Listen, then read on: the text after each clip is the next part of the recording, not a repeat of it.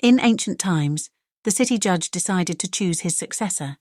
He discussed this issue with 4 students and said, "Be ready for tomorrow after the court session." The next morning, the students appeared at the meeting.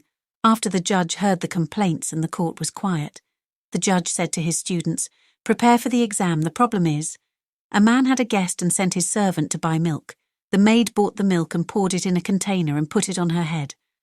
On the way, a stork that had hunted a big snake was flying in the sky. In that moment, a few drops of snake venom dripped into the container from the snake's mouth. They cooked food with that milk and the guests ate it and got poisoned and died. Now, if you are a judge, who do you consider guilty and what is the punishment? Write your answers on a piece of paper." The students wrote their opinion and gave it to the judge. The first person voted as follows.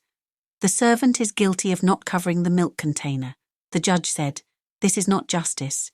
It is true that the food container must be covered, but this risk does not always exist, and we do not have a law that the food container must be covered." The second wrote, "I don't consider anyone guilty and the fate of the guests was like this, because the main culprit is the stork that cannot be punished." The judges said, "To say that fate was like, this is the work of ignorant people and the judge must distinguish between right and wrong." The third wrote, "I will punish the landlord. If the owner of the house tasted the food and realized that the food was poisoned, others would not eat it, because someone might have poisoned this food." The judge said, "The owner of the house did not suspect anyone to take precautions, and we do not have such a law that everyone who has a guest should taste it first. So this is not true either." Then he read the fourth vote. "It needs an explanation." The judge asked, "What do you mean?" The student said, "This issue is questionable. If the poison was poured from the snake's mouth so that the servant did not understand, then who understood this story and who told it to the judge? And how do you know that he told the truth?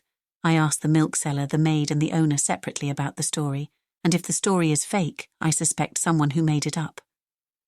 Maybe the milk was rotten and the milkman made it, or the servant had an enmity with the landlord and poisoned the milk, and then made up this story, and maybe someone had seen it and then told it.